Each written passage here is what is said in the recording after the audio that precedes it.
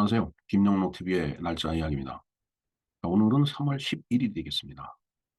11일, 열십자의 날일자죠. 이걸 합치면 이제 흑토자나 선비사자가 되는데, 이걸 흑토자로 이제 보고서, 오늘이 바로 이제 흙의 날이 되겠습니다. 뭐 또 다른 말로는 이제 토양의 날이라고 이제 이야기를 하죠.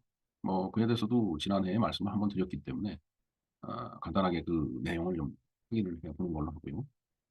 자, 오늘이 그 소설, 영화, 뭐 뮤지컬도 있는 걸로 이제 확인이 되고 있는데, 프랑켄슈타인이 이제 처음 출판이 된 음 그날이죠, 오늘이. 예.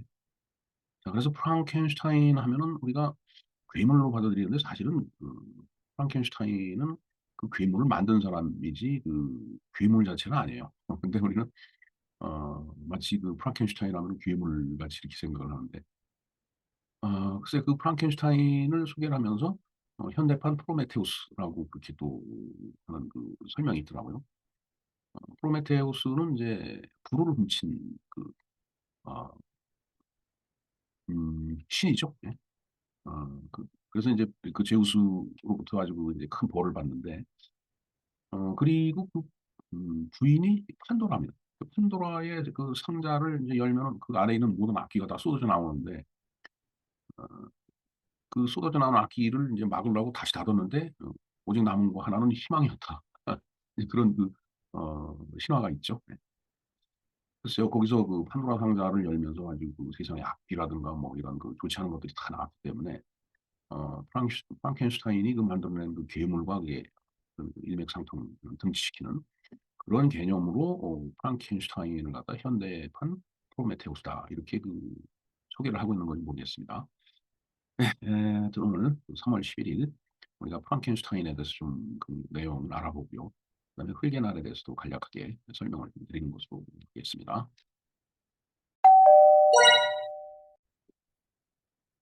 네. 프랑켄슈타인에 대해서 한번 공부를 해 보겠습니다. 프랑켄슈타인. 우리 뭐 많이 듣던 이름이죠. 네. 근데 약간 오해가 있는 것 같아요, 알고 보니까. 네. 자, 프랑켄슈타인 또는 현대 프로메테우스라고 이렇게 되어 있네요. 프랑켄슈타인과 The Modern Prometheus. 이 프로메테우스는 인제 불을 훔친 신이죠. 예. 그래서 제우스한테 인제 이게 쫓겨나 갖고 인제 뭔가 굉장히 기존의 질서, 기존의 어떤 상식, 이걸 확 이제 깨트려 버렸다고 그럴까? 뭐 그런 의미에서 지금 프랑켄슈타인 또는 현대 프로메테우스 이렇게 제목을 붙인 거 아닌가, 이런 생각이 드네요. 자, 이 프랑켄슈타인은 인제 소설의 이름이다라는 얘기죠. 메리 셸리가 과학 실험에 의해서 만들어진 한 괴물에 대해서 쓴 소설의 이름이다라는 얘기예요. 첫 판은 1818 년에 런던에서 익명으로 출판되었다가 1823 년에 프랑스에서 그녀의 이름으로 두 번째 판이 출판이 됐네요. 메리 셸리라고 하는 여자는 메리 홀스톤 크래프트 셸리네요. 혼전 이름은 어 메리 홀스톤 크래프트 가드윈. 아버지 이름이 가드윈이었다는 얘기죠. 그리고 뭐 셸리는 인제 남편의 이름이겠죠? 예. 그래야만이 인제 이름이 여자가 인제 이렇게 서양 여자는 저렇게 이름이 바뀌죠. 음 1779 년, 1979 라고 되어 있는데 1779 년이 맞죠. 예. 8월 30 일부터 1851년 2월 1 일까지 인제 지구상에서 존재했던 영국의 소설가면서 극작가이자 수필가, 또 전기작가, 여행작가 같은 여러 가지 글 쓰는 일에 인제 종사를 했던 인제 그런 사람입니다. 물론 그러니까 인제 이런 프랑켄슈타인 같은 이제 음 뭐 과학 소설이라고 그럴까? 괴기 소설이라고 그럴까? 그런 걸 쓸 수 있었겠죠. 그녀의 남편은 낭만주의 시인이자 철학자인 버시 비시 셸리라고. 예. 남편 이름이 셸리네요. 퍼시 비시 셸리. 이름이 참.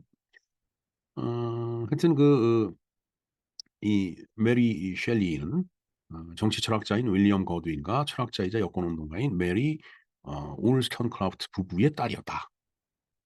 그러니까 이름이 메리 올스턴크라프트 거드윈이라고 한 걸로 봐서는, 글쎄요. 올스턴크라프트가 이 엄마의 성이었었나 요. 참 이게 참 서양 사람들 이름은 몇 번 뭐 재혼하고 뭐 그다음에 또 이혼하고 이름을 바꾸고 뭐 이런, 이게 또 뭐 삼원, 사원 막 이렇게 하다 보면 이름이 참 엄청 뭐 뒤죽박죽 바뀌더라고요.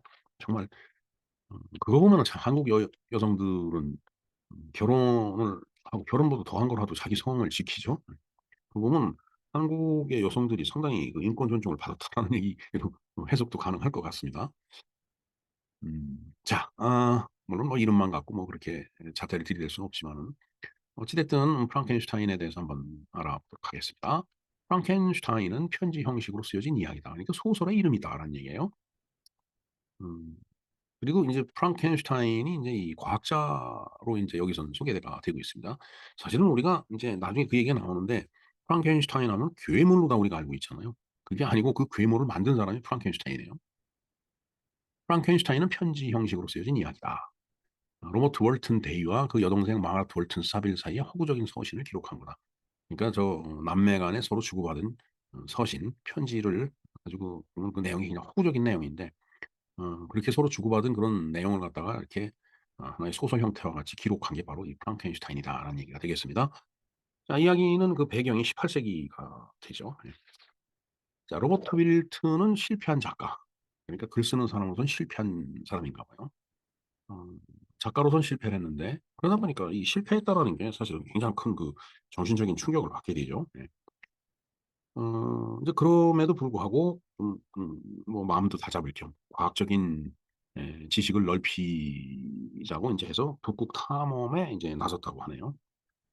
그래서 며칠 전에 제가 유튜브에서 영화를 봤는데 그린랜드에 대한 이야기 참 북극이잖아요. 거기서 그 사람들이 눈 속 얼음 속 거기를 헤치고 또 거기 있는 늑대와 싸우고 뭐 인제 이러면서 자기네들 땅임을 확인하고 뭐 이런 내용을 보면은 정말 참 탐험가들이 참 대단하죠 사실은. 이제 그린랜드가 덴마크이기 때문에 제가 옛날에 어 지멘스 독일 외국인 회사에 인제 서 일을 한 적이 있었는데 그때 인제 제 비즈니스 파트너가 인제 미스터 렌달이라고 있었습니다. 그 렌달이라는 친구가 어떻게 이제 은퇴를 하고서 그린랜드의 보사부 장관을 잠깐 하더니 사라졌어요. 그래서 어떻게 찾다 보니까 페이스북에서 발견을 했습니다. 그래서 음 어젠가 인제 제가 그 그린랜드 히스토리 영상을 인제 페이스북 메신저로 보내 줬더니 그 친구 회신이 왔어요. 이건 그린랜드 히스토리라고. 참 둘이 굉장히 친했었는데 음 영어를 영어보다 더 영어 미국인보다 영어를 더 잘하는 덴마크 사람이었죠. 대단한 대단한 사람들입니다 진짜. 예.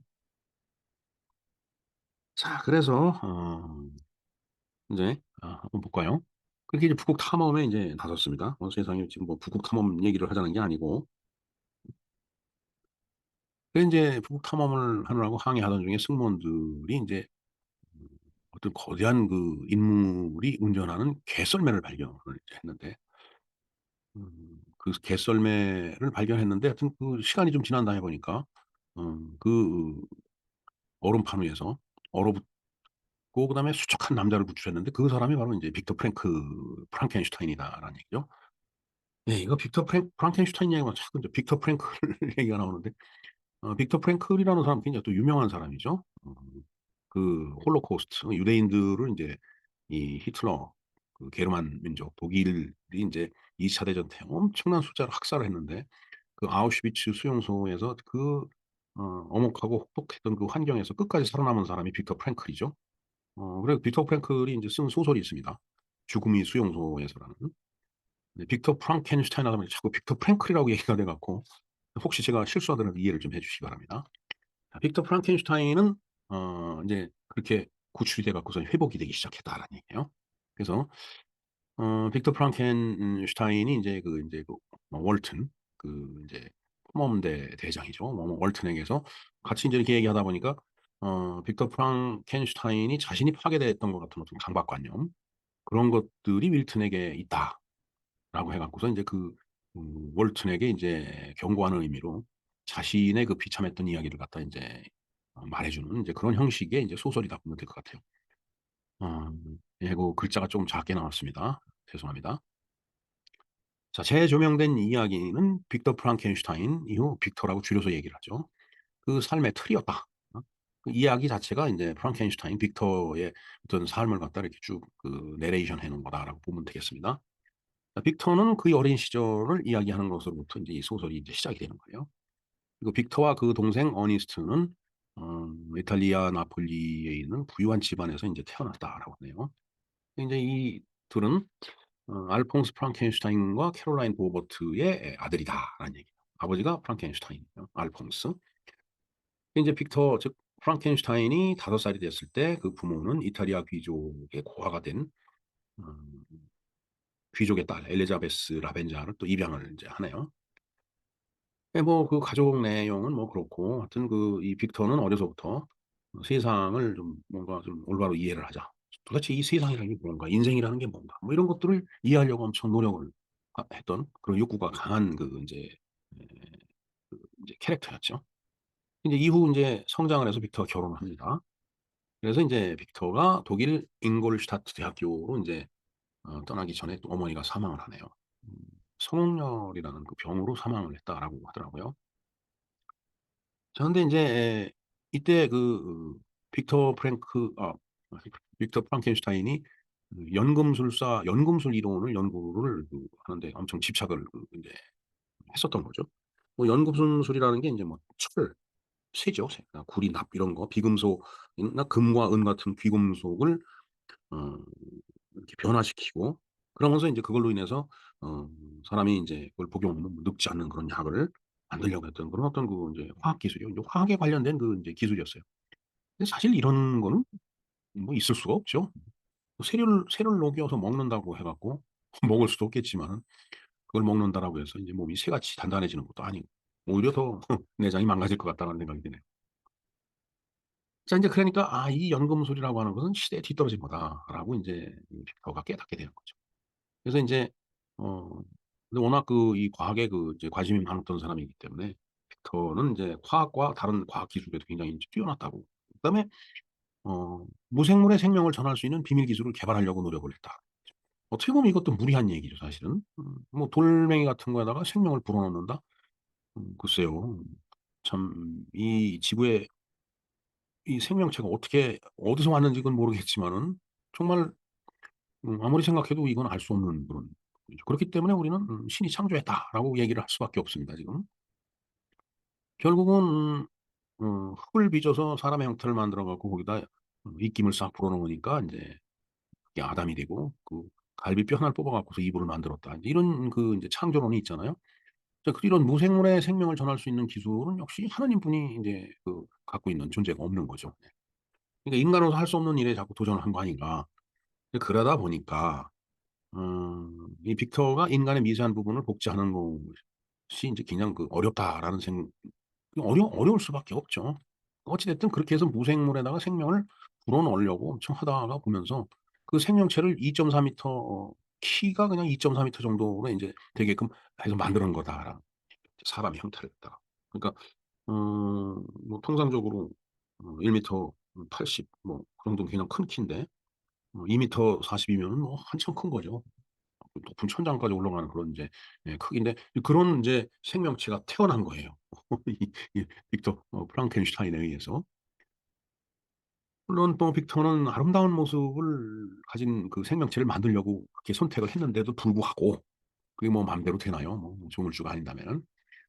그 생명체를 인제 만들고 보니까 물기가 많은 그러니까 뭐 온몸이 축축했던 모양이죠. 그리고 하얀 음 우리는 눈동자가 하얗고 눈자위는 하얗고 그 가운데 눈동자는 까맣죠. 근데 하얀 눈을 가졌다. 굉장히 무서울 것 같나요? 글쎄요. 또 옛날 얘기를 한번 하자면은 제가 군에서 교육을 받을 때인데 부대장이 뭘 명령을 하면서 지시를 하면서 이게 탁 바라다 보는데 눈을 훅 뒤집더라고요. 하얀 흰색이만 딱 보이는 거예요.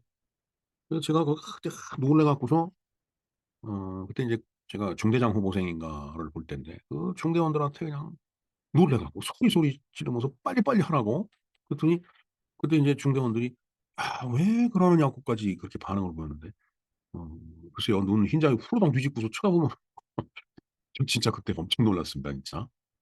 하여튼 그런 인간이 태어난 거예요 지금 괴물체가. 자 그리고 그 밑에 근육과 혈관을 거의 가릴 수 없는 노란 피부를 가진 흉측한 모습을 가지고 있다. 사람의 피부 안에 보면은 뭐 근육하고 혈관이 다 있지만은 피부가 노라면서 속이 다 들여다보이면은 근육의 그 인제 음 이 근육이 인제 음 저도 인제 오래돼서 인제 그 저기 까먹 저기 인제 근육의 이름을 이제 지금 망각을 했는데, 이 팔 같은 데 근육은 이렇게 이게 직선적이죠. 그러나 창자, 이 한문 창자 같은 데는 이게 이렇게 어 그러니까 돌돌 인제 동그랗게 말려 들어가는 그런 형태의 근육이죠. 그래서 그 직선의 형태의 근육과 말려 들어가는 그 근육이 만나는 지점이 바로 어디냐면 항문이에요. 그래서 "치질이 잘 생긴다."라는 얘기를 의사가 하더라고요.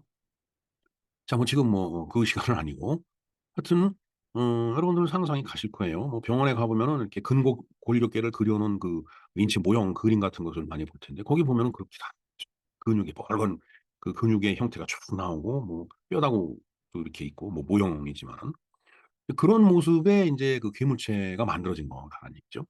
자 그러다 보니까 이거 빅터 입장에서는 '이거 할 짓이 아니다.'라고 느꼈겠죠.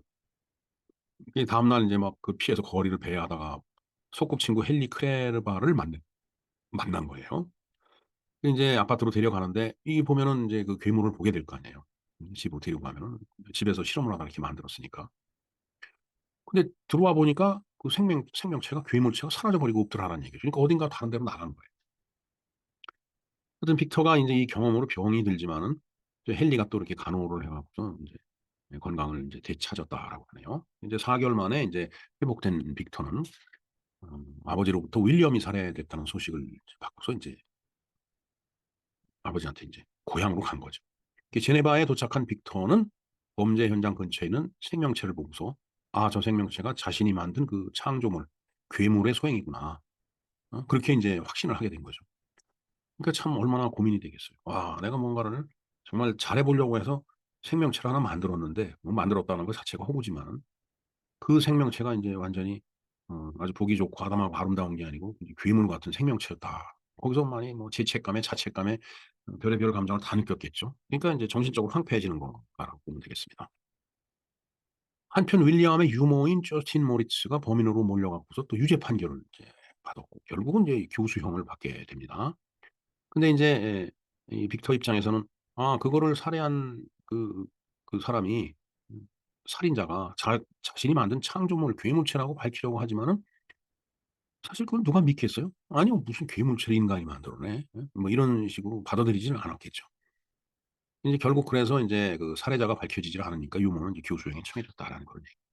그러니까 얼마나 인제 마음이 괴롭겠어요, 빅터가. 그 비탄과 죄책감에 사로잡혀 빅터는 몽블랑 산으로 올라가던 중에 가다가 인제 갑자기 그 생명체가 인제 다가온 거죠. 글쎄 여기 이제 제가 준비한 자료는 여기까지인데 뭐 그 생명체한테 "왜 나를 만들었느냐."라고 인제 분명히 그 책임 추궁을 받았겠죠. 그러다 죽이네 살리네 뭐 쫓기다가 인제 어떻게 인제 어 그 얼음 위에서 인제 빅터 프랭클은 발견이 돼 갖고서 인제 사람들이 그를 이제 간호를 하면서 인제 살아나는 건데, 이제 일련의 자신이 괴물체를 만들었던 그 과정을 갖다가 쭉 인제 이야기로 만든 게 바로 이 소설 프랑켄슈타인이다라는 그런 얘기가 되겠습니다. 이게 언젠지는 정확하게 기억이 나질 않지만 아마 90 년대쯤 되지 않았을까 하는 생각이 드는데, 이제 우리나라의 그 지방자치제도가 활성화되다 보니까 각 인제 지방별로 그러니까 자치단체 그 범위 내에서 유선 방송 이런 것들이 많이 생겼어요. 뭐 각 구별로 다 인제 통상적으로 유선 방송 뭐 이런 것들이 생겼는데, 그때 유선 방송을 연결을 하니까 그 엄청나게 많은 영화를 보여주는데 그때 제가 봤던 게 바로 이 프랑켄슈타인을 제가 봤던 걸로 기억이 됩니다. 근데 보면은 프로그램이 좀 다양해야 되는데 매주 똑같은 걸 해 주더라고요. 그러다 보니까 사실은 그 프랑켄슈타인 분장 괴물체로 분장을 하고 나오는 그 자체가 뭐 아까도 근육이 보이고 뭐 그런다고 그랬지만 사실은 참 좀 보기 짜증 나더라고요. 그 생긴 모습이 두렵기도 하고 무섭기도 하고 험악하죠. 그러니까 인제 매주 똑같은 거를 해 주는데 막 짜증이 나는 거예요. 그래서 그거를 인제 '에이 보지 말자.' 해 갖고서 인제 그 이후에 인제 이런 걸 보질 않았는데, 하여튼 그런 그 줄거리의 내용을 이제 엮은 것이 바로 프랑켄슈타인이라는 소설이고 음 또 인제 나중에 영화화되는 거죠. 자 프랑켄슈타인의 그 이름의 기원을 볼까요? 자, 빅터 프랑켄슈타인은 원래 과학자 이름이다. 앞에서도 말씀드렸죠. 음, 그 괴물체를 만든 과학자 이름이 프랑켄슈타인이에요. 근데 작품에서 괴물은 프랑켄슈타인이 아닌 그저 괴물인데 이 소설과 영화를 보면서 시간이 지날수록 사람들이 음, 그 괴물 이름을 프랑켄슈타인으로 이렇게 부르고 저도 사실은 어, 이 자료를 확인하기 전까지 그렇게 알고 있었어요. 괴물체가 프랑켄슈타인이다. 그런데 어, 이제 보니까 이제 그 내용이 아니고 프랑켄슈타인은 과학자고 그 과학자가 만든 괴물체가 바로 그냥 그저 괴물이었었다. 그래요. 뭐 우리가 그 포크레인이나 바리깡 같은 거 네. 포크레인과 바리깡이라고 하는 것은 그 포크레인과 바리깡을 만든 회사의 이름이죠. 네. 개발자의 이름입니다. 그게. 그런데 지금은 그 제품의 이름으로 다 인식하고 있죠. 우리가 굴삭기 이걸 포크레인이라고 지금 우리는 부르고 있고 그다음에 에, 이발소나 미장원에 가서 머리를 깎을 때 이제 요즘은 뭐 다 이제 전동 이제 바리깡이 나왔지만 옛날 손으로 깎았죠. 군대에서 머리 깎을 때 참 저걸로 머리 깎다 보면 막 쥐어뜯기고 그래서 뭐 엄청 따갑고 그랬었는데 저는 그걸 잘 몰랐어요. 사병들은 그런 걸 많이 이제 느꼈을 겁니다. 저희들은 그래도 장교였기 때문에 그 이제 영내에 있는 이발소에 가서 이제 방위병이 깎는 머리를 이제 그 방위병이 깎았죠. 물론 뭐 돈은 냈습니다 그때. 자, 그래서 이게 또 책이 유명했던 만큼 영화로도 제작이 됐어요. 1910년에도 되고 31년에도 되고 94년에도 영화로 됐는데 아마 94년에 된 거를 제가 본 거 아닌가 하는 생각이 듭니다. 아까 90년대라고 말씀드렸듯이. 그다음에 이제 영화뿐만 아니라 뮤지컬로도 제작이 됐죠. 뮤지컬 프랑켄슈타인이라는 게 있습니다.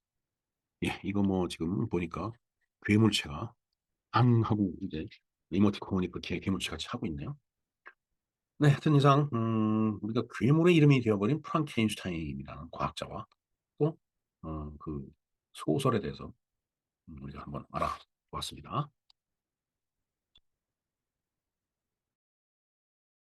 네, 오늘이 이제 또 흙의 날이 되겠습니다.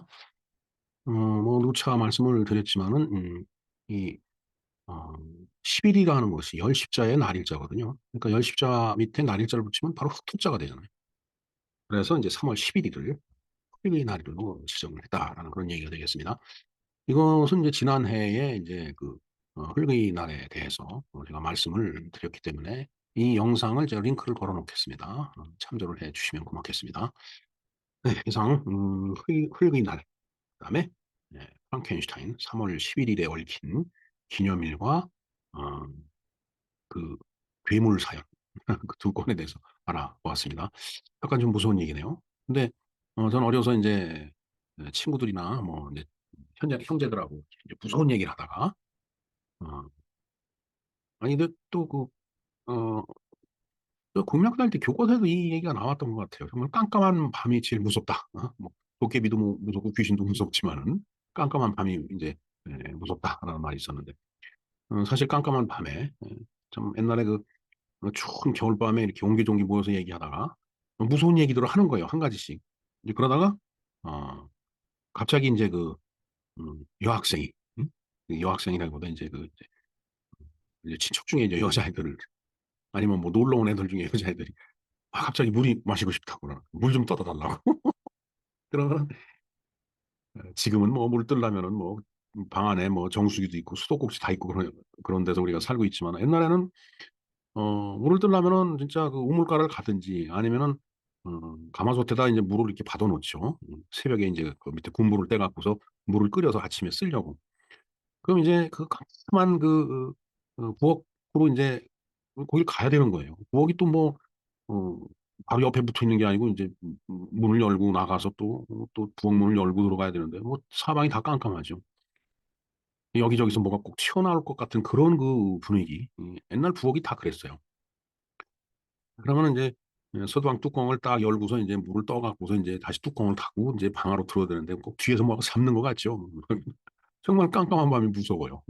정말 그 어린아이들의 말이 뭐 제가 어린아이였을 때도 느꼈던 그 공포, 그 무서움 그게 가슴에 와 닿는데 그게 바로 가장 무서웠던 것이 깜깜한 밤이었다. 정말 참 이건 뭐 나이 들어서도 마찬가지입니다. 돌아가신 분이 갑자기 옆에 서 있을 것 같은 느낌? 깜깜한 그 공간에서 말이죠. 예, 참. 이제 나이가 들다 보면 이제 그런 게 많이 무뎌지긴 하는데 그래도 무서운 건 무서운 거죠. 제가 한번 말씀드렸죠. 그 이제 여학생들이 그 이제 헤어 커팅하는 연습을 하려고 이 마네킹 머리만 이제 이렇게 쫙 만들어 놓는 게 있는데 그걸 이제 선반 위에 착 올려 놨는데 밤중에 그 강의실 복도를 쭉 걸어가려면 좌우에 그 목만 있는 미녀들이 그냥 다 쳐다보는 거죠. 진짜 그 등골이 오싹하는 그런 경험. 근데 꼭 뒤에서 뭐 소리가 나요. 탁 하고 화장실 문을 열려 있는데 거기서 누가 탁 튀어나올 것 같기도 하고 여고괴담 같이 그런 분위기. 아, 정말 프랑켄슈타인도 무섭지만 그거보다 더 무서웠던 것이 깜깜한 밤이었다. 예. 영러 TV의 날짜 이야기였습니다. 감사합니다.